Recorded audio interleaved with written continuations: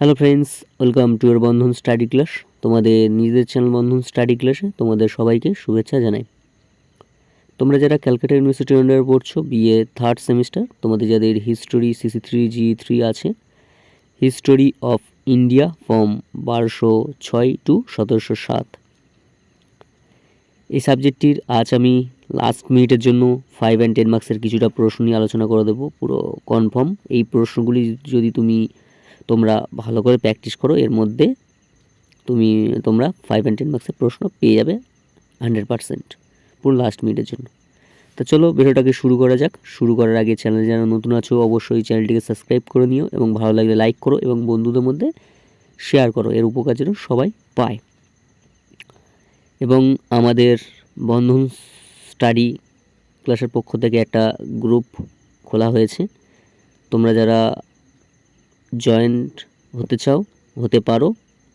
এই ভিডিওর ডেসক্রিপশন বক্সে আমাদের বন্ধন স্টাডি ক্লাসের গ্রুপের লিঙ্ক দেয়া থাকবে, অবশ্যই তোমরা কন্ট্যাক্ট করো এবং ওখানে তোমরা হেল্প পাবেই, অবশ্যই হেল্প পাবে। ওখানে আমরা গ্রুপটা খুলেছি, লিঙ্কটা দিয়ে দেবো এই ডেসক্রিপশন বক্সে, ভিডিওর ডেসক্রিপশন বক্সে দিয়ে দেবো, তোমরা গিয়ে দেখে নিতে পারো, মানে জয়েন্ট হতে পারো। তো চলো ভিডিওটাকে শুরু করা যাক। ফার্স্ট আমি 10 মার্কসের প্রশ্নগুলি নিয়ে আলোচনা করে দেবো, তারপর 5 মার্কসের প্রশ্নে আসছি। আর এই প্রশ্নগুলিকে আমি বলে দেবো, খুবই ইম্পর্টেন্ট, এবং এই প্রশ্নগুলি যদি করো এর মধ্যে থেকে 100% তোমরা কমন পেয়ে যাবে। চলো দেখো, BA third semester history CC3 GE3 suggestion 2024 exam last মিনিটের জন্য 100% কমন, এই প্রশ্নগুলি যদি পড়ো তো ঠিক আছে। চলো ফার্স্ট 10 মার্কসের প্রশ্ন। 1 নম্বর প্রশ্ন কি বলছে, দিল্লি সুলতানি ইতিহাসে কুতুবুদ্দিন আইবকের অবদান আলোচনা করো, 4টি স্টার, খুবই ইম্পর্টেন্ট। নেক্সট 2 নম্বর প্রশ্ন, সুলতানি আমলে ইকতা প্রথার সংক্ষিপ্ত বিবরণ দাও, এটিও খুব ইম্পর্টেন্ট, ঠিক আছে। 3 নম্বর প্রশ্ন, দিল্লি সুলতানি বলবনের কি ভূমিকা ছিল আলোচনা করো, এটি আমি 10 মার্কসেও দিয়েছি, এটা 5 মার্কসেরও আসার চান্স আছে, ঠিক আছে। ঘুরিয়ে দিতে পারে, 5 মার্কসেও দিতে পারে, 10 মার্কসেও দিতে পারে, খুবই ইম্পর্টেন্ট, 4টি স্টার। 4 নম্বর প্রশ্ন, সুলতানি আমলে ভক্তি আন্দোলনের সংক্ষিপ্ত বিবরণ দাও, খুবই ইম্পর্টেন্ট, 4টি স্টার। সুফি আর ভক্তি এই দুটির মধ্যে একটি আসবে, কিন্তু এবছর ভক্তি আসার খুবই চান্স আছে, আমি তাই 4টি স্টার দিয়ে দিয়েছি, ভক্তিটা তোমরা করো। নেক্সট 5 নম্বর প্রশ্ন, সুলতানি আমলে সুফি আন্দোলনের সংক্ষিপ্ত বিবরণ দাও, আমি ওই ভক্তিটাই করতে বলছি, ভক্তিটা এবছর আসবে, খুবই ইম্পর্টেন্ট। নেক্সট 6 নম্বর প্রশ্ন, আকবরের রাজপুত নীতি আলোচনা করো, 4টি স্টার, খুবই ইম্পর্টেন্ট।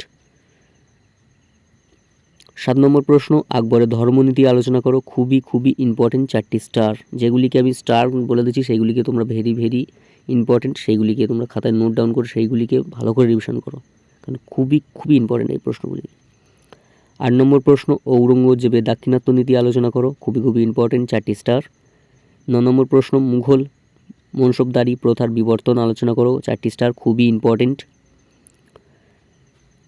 10 নম্বর প্রশ্ন, ইলিয়াস শাহী বংশ কোন দিক থেকে বাংলার ইতিহাসে এক নতুন অধ্যায়ের সূচনা করে, 4টি স্টার, খুবই ইম্পর্টেন্ট। 11 নম্বর প্রশ্ন, আলাউদ্দিন খলজির সাম্রাজ্য বিস্তারের নীতি বর্ণনা করো, 4টি স্টার, খুবই ইম্পর্টেন্ট। 12 নম্বর প্রশ্ন, আলাউদ্দিন খলজির অর্থনৈতিক সংস্কারের বিবরণ দাও, 4টি স্টার, এটিও 4টি স্টার, খুবই ইম্পর্টেন্ট। এই আলাউদ্দিন খলজির সাম্রাজ্য বিস্তারের নীতি আর আলাউদ্দিন খলজির অর্থনৈতিক সংস্কারের বিবরণ, এই দুটির মধ্যে একটি আসবে এবছর, খুবই চান্স আছে সাম্রাজ্য বিস্তারের নীতির আসার, খুবই চান্স আছে। তাই এই 10 মার্কসে তোমরা এই 12টা প্রশ্ন যদি করে রাখতে পারো 100%, এর মধ্যে থেকে তোমরা কমন। এর মধ্যে থেকে তোমাদের কোনগুলো পড়তে হবে দেখো, তোমরা কুতুবুদ্দিন আইবকটা অবশ্যই পড়বে, ইকতা প্রথাটা অবশ্যই, বলবনটা আছেই, আর ভক্তি আন্দোলন অবশ্যই কনফার্ম, আর তার সঙ্গে রাজপুত নীতি আর ধর্মনীতি আকবরের খুবই ইম্পর্টেন্ট, আর ঔরঙ্গজেবের দাক্ষিণাত্য নীতি প্রচুর ইম্পর্টেন্ট। তার মধ্যে তোমার মুঘল মুন্সিদারি প্রথার বিবর্তন, ইলিয়াস বংশের, এইটা খুবই ইম্পর্টেন্ট, এইগুলো বলে দিলাম, করো। আর এই 12টা প্রশ্ন যদি অবশ্যই তোমরা করে রাখতে পারো, এর মধ্যে থেকে চোখ বুঝিয়ে তোমরা 3টে কি যে কটা দেবে সব কটাই কমন পাবে, তোমরা 3টে অবশ্যই কমন, এর মধ্যে থেকে অবশ্যই 100% কমন পেয়ে যাবে।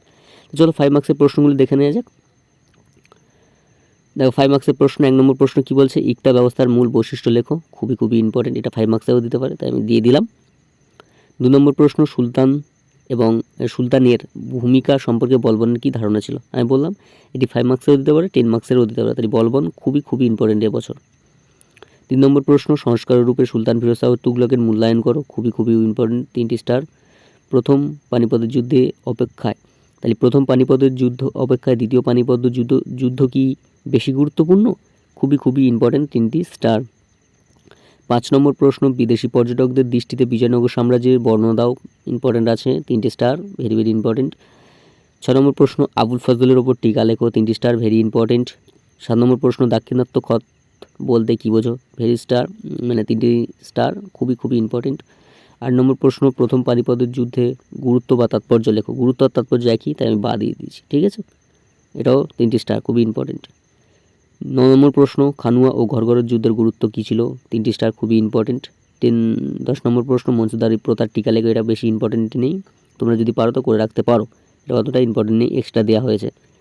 11 নম্বর প্রশ্ন, জায়গিদারি সংকট বলতে কী বোঝো? 3টি স্টার, এটাও ভেরি ভেরি ইম্পর্টেন্ট। তোমাদের 5 নম্বরে 11টি প্রশ্ন দিলাম, 10টি প্রশ্ন যদি করে রাখতে পারো এর মধ্যে 100% তোমরা কমন পেয়ে যাবে। আর যেটা না বুঝতে পারবে অবশ্যই কমেন্ট করবে, আমি বলে দেব। এবং এই প্রশ্নের অ্যান্সারগুলি নিয়ে আমি পরবর্তী ভিডিওয়ে আলোচনা করে দেব। তাই আজ এখানে শেষ করলাম। তোমার সবাই ভালো থেকো, সুস্থ থেকো, বন্ধন স্টাডি ক্লাসের সঙ্গে যুক্ত থেকো। এবং আমাদের বন্ধন স্টাডি ক্লাসের পক্ষ থেকে একটি গ্রুপ খোলা হয়েছে, যদি তোমরা জয়েন্ট হতে চাও এই ভিডিও ডেসক্রিপশন বক্সে লিঙ্ক দেওয়া থাকবে, অবশ্যই তোমরা জয়েন্ট হও এবং ওখানেও হেল্প তোমরা পাবে যথেষ্ট। এবং দেখা হচ্ছে পরবর্তী ভিডিও। তোমরা সবাই ভালো থেকো, সুস্থ থেকো, বন্ধন স্টাডি ক্লাসের সঙ্গে যুক্ত থেকো এবং চ্যানেল যারা নতুন হয়ে আছো চ্যানেলটিকে সাবস্ক্রাইব করে আমাদের পাশে থেকো।